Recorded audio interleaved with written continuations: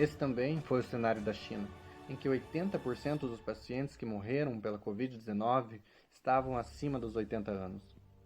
A taxa de mortalidade nessa faixa etária, aliás, chegou a 18% naquele país.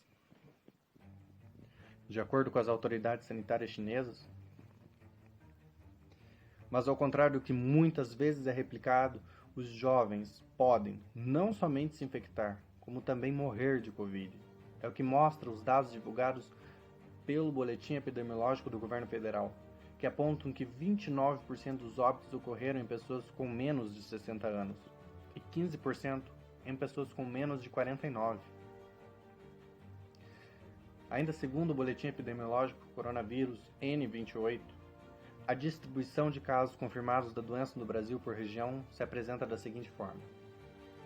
Em destaque, temos o Sudoeste, seguido do Nordeste, Norte, Centro-Oeste e, por fim, Sul. No Brasil, até a data de 24 de agosto de 2020, em relação aos óbitos por Covid-19, 58,1% são do sexo masculino, e a faixa etária mais acometida permanece a de 70 a 79 anos, 25,4%. Os registros de óbitos por coronavírus mostram que todas as idades estão submetidas ao agravo da doença até o óbito, de acordo com características do próprio indivíduo. Há registros de bebês menores de 1 ano, até mais de 90 anos. O segundo grupo que mais se registrou óbitos foi de 60 a 69 anos, seguido do grupo de 80 a 89 anos. A região com maior registro de óbitos até a data de 24 de agosto foi a região Sudeste, com destaque para os estados São Paulo, com 25,9%, Rio de Janeiro, com 13,9% e Ceará, com 7,4%. Segundo o Boletim Socioepidemiológico do Covid-19 nas favelas, a taxa de incidência por Covid-19 aponta que as áreas classificadas como sem favela e baixa concentração de favela foram as que apresentaram as maiores taxas de incidência, respectivamente 115,58 por 10 mil habitantes e 74,98 por 10 mil habitantes. Ambas as médias referem-se aos municípios de Rio de Janeiro. Esses valores sofrem influências devido à realização das testagens, ou seja, em locais onde a oferta desse tipo de serviço é melhor e mais ampla. Espera-se ter mais confirmação. Os baixos índices de casos em regiões menos favorecidas são decorrentes da não realização de testes laboratoriais.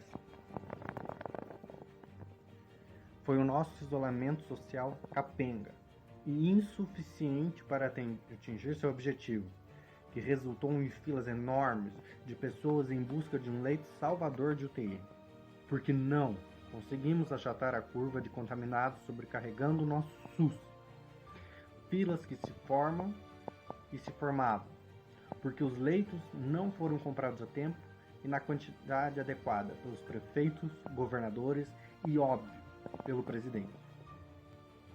Ou foram um prato cheio para a corrupção, como demonstram as investigações do Covidão, que prendeu o secretário de Saúde do Distrito Federal e estimulou a abertura do processo de impeachment contra o governador do Rio de Janeiro, Wilson Witzel, e do Amazonas. Isso tudo em 6 meses. Poucos episódios da história brasileira são comparáveis. A Guerra do Paraguai deixou 50 mil mortos em 5 anos. A gripe espanhola matou 35 mil pessoas em 1919. A Covid atingiu essa marca em um único mês.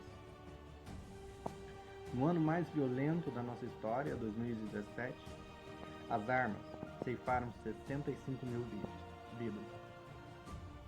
A Covid precisou de 112 dias para atingir essa marca. Entender a fatalidade da doença é uma realidade que poucos conseguem dimensionar. Somente 324 municípios do Brasil têm mais de 100 mil habitantes, o que faz com que o número de óbitos seja maior que a população de 5.246 municípios brasileiros. 100 mil costumava, até 2020, ser um número de orgulho. 100 mil foram os brasileiros a exigir democracia no regime ditatorial militar de 1964. 100 mil torcedores estavam no estádio e viram Romário classificar o Brasil para o Tetra. 100 mil brasileiros acompanharam o Rock in Rio. Na festa do Carnaval, 100 mil pessoas lotaram o sambódromo. Isso antes da pandemia desolar o Brasil e escancarar a morte na nossa nação.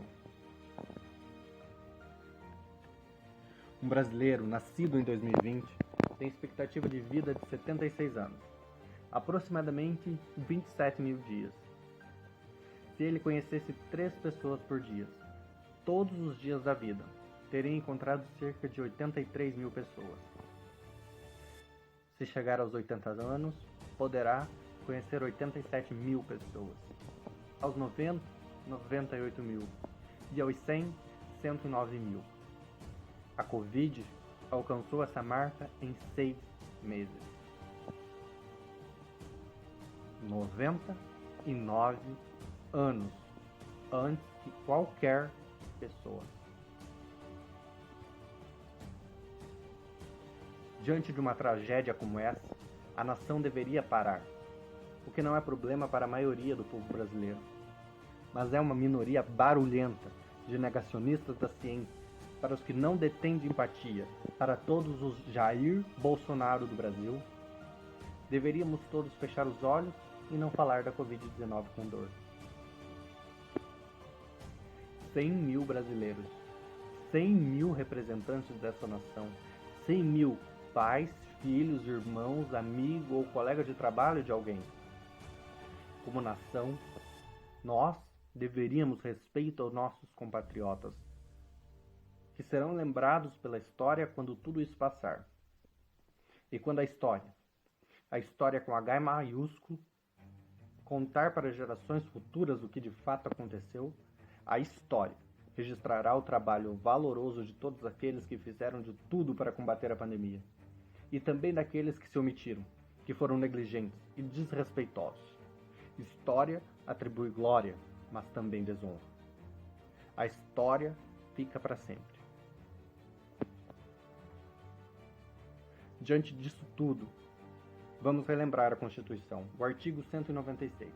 É dever das autoridades que governam o país implementar medidas e políticas que visem reduzir o número de doenças entre governadores, prefeitos e o presidente. Quem cumpriu esse dever? Quem não cumpriu? Mais cedo ou mais tarde, o Brasil precisará de respostas a essas questões. É assim nas democracias. Por isso os autoritários temem um povo consciente. Não há nada que dê maior medo a um político populista do que as urnas. E elas estão presentes nas repúblicas. E na nossa não seria diferente. Todos temos direitos e deveres. Não há absolutamente ninguém acima da lei. Será em respeito aos mortos que esta resposta terá de ser dada. Quando se trata de Covid-19, 100 mil não é um número. São brasileiros mortos, que não estavam fadados a morrer por qualquer outro motivo. Morreram por Covid-19.